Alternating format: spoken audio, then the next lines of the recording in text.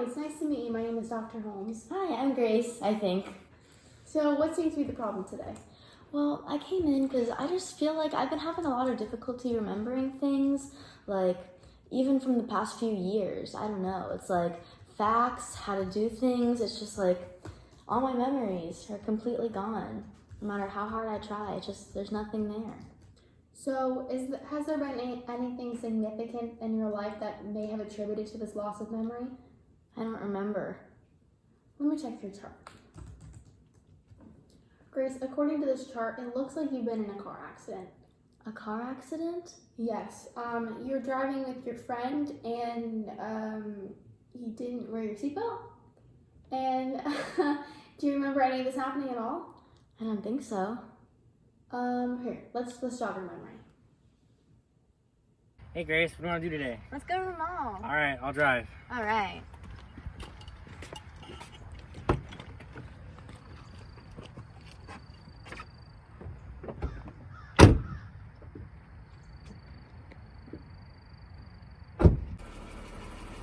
All right, Grace, buckle up.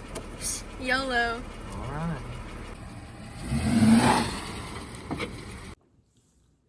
That happened to me? Yes, I'm so sorry.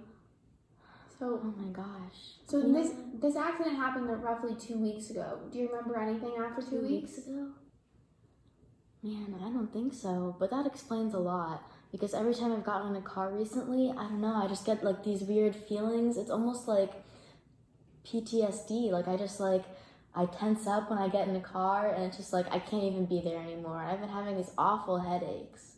So what you experience is a trauma. So it's emotionally painful and stressful and life-threatening experience. In some cases, it may or may not involve physical injuries. However, I do believe that you do have retrograde amnesia because of it. What's that? Retrograde amnesia is, amnesia altogether is a type of memory loss that affects your ability to make, store, and retrieve said memories. Retrograde amnesia only affects your past memories, which is why you can't remember anything that's happened after the last 2 weeks. Oh, so things that happened before the event I'm gonna have trouble remembering? Yes. But I can make new memories. Well, what do you remember? What did you eat for last week for breakfast? Cereal? Do you remember what you had this morning for breakfast? Toast. Do you remember what music you listened to on the way here? Oh, for sure. What did you listen to? Country music. Okay. Well, because you're remembering certain things like that, like it makes me want to believe that you don't have anterograde amnesia, which is where the capability of you making new memories is difficult. Yeah. So, retrograde amnesia is usually temporary graded, which means that your most recent memories are going to be affected first and your oldest memories last. Mm-hmm. So, how old are you roughly? 17? 17, so you're a senior in high school? Yeah. So you might have difficulty remembering your senior, junior, and maybe even sophomore year of high school, but your adolescence and your middle school age will probably be easier for you to remember. So the problem with the trauma, however, is that it results in damage to the brain. So Grace, because of the type of trauma you experience, I can most likely diagnose that you have had issues with your declarative and episodic memory. So the places in your brain that are mainly affected are going to be the temporal lobe and the prefrontal cortex. So I want to ask, do you have any biological symptoms after this trauma? Well, physically, like my entire head hurts, just like kind of everywhere. Are you experiencing any pain in your lower upper jaw? Yes, actually. Do you have Am I gonna have to get braces? well, that's not something I can diagnose, but I would hate to have braces as a senior. But Yeah. what I can say is that your episodic memory is what's going to be a problem with you. Okay. So you're probably going to have an issue remembering general knowledge, but you are going to remember how to do certain skills. So like how you remember to walk in and sit down and greet me formally, those are things that you can remember. Yeah. Just, you might not remember who our last couple of presidents were. So today we're going to discuss some treatment options. Do you have anyone with you here today? No, just me. All right, so I would recommend like family support and friend support is very crucial to your retrograde amnesia.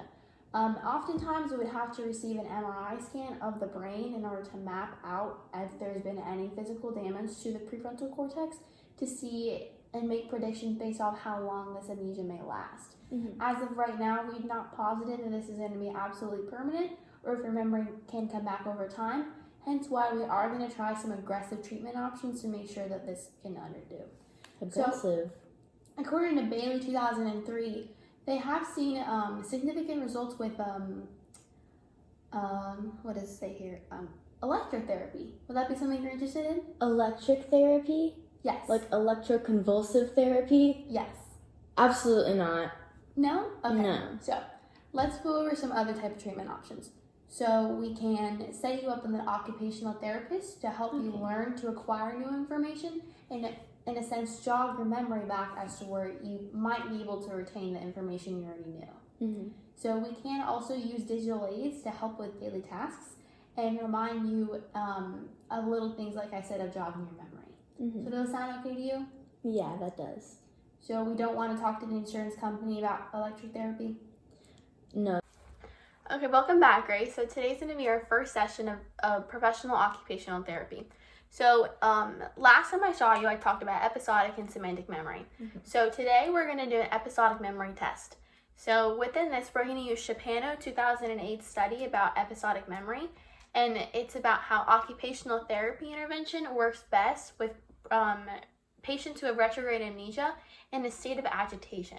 So I'm going to need you to tell me a story that made you particularly agitated and give me as many details as possible. Oh boy, do I have a story for you.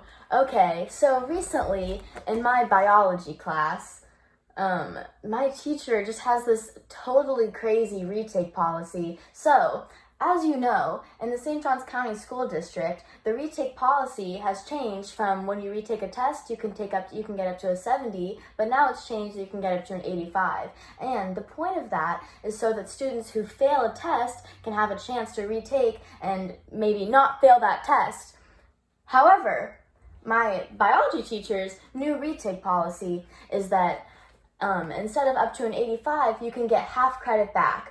And she says this is going to benefit the few students who got B's so they can get A's, instead of the many students who failed and got D's who are now not going to be able to get good grades. So in other words, basically, the students who failed are still going to fail, and the students who got B's can now get A's, which totally takes away the entire purpose of a retake policy.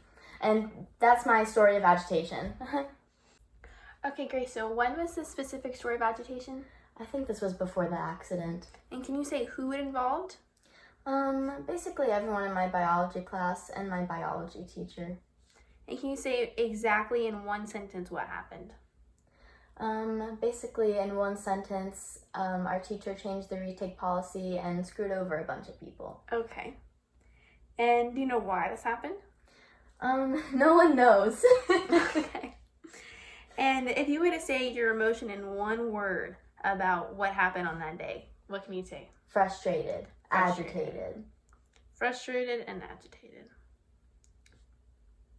Through using Shapano 2008, along with Buckner and Carroll 2007, we looked at the PRPP method of intervention. So with this type of occupational therapy, I told you to tell me a story in a state of agitation, and because it's a lot easier to tell a story you're mad at, just because of schemas and things. So then I asked you again, who, what, when, where, and why. And you told me exactly that it happened with your biology class in your biology classroom before the accident, and that it involved you were frustrated because of retake policy that no one knows why it happened. So with this method of intervention, like we're teaching your neural brain, like your pathways, to connect again in order to take back those memories. So how I mentioned earlier, how you do indeed have retrograde amnesia, but because I asked you those 5 questions, you can therefore use those skills in order to tell more stories in the future. Does that make sense? Yeah, that does make sense. Okay, Grace, after our therapy session today, I can fully diagnose you with focal retrograde amnesia. So focal amnesia is an isolated or pure version of retrograde amnesia because you don't show any signs of anterior grade amnesia. which means that I believe that you're fully capable of making and storing and encoding memories that are made as of right now. However, things that happened before the trauma, we're not entirely sure yet. So according to Rivet's Law, who's a 19th century psychologist, he said that these memories are going to be temporarily graded. So with the retrograde amnesia, the events that happened mainly in the first 1 or 2 years of that trauma are going to be a lot more hard to remember than things that have happened when you're an adolescent. So according to Tovey 1972, I did in fact test your episodic versus semantic memory.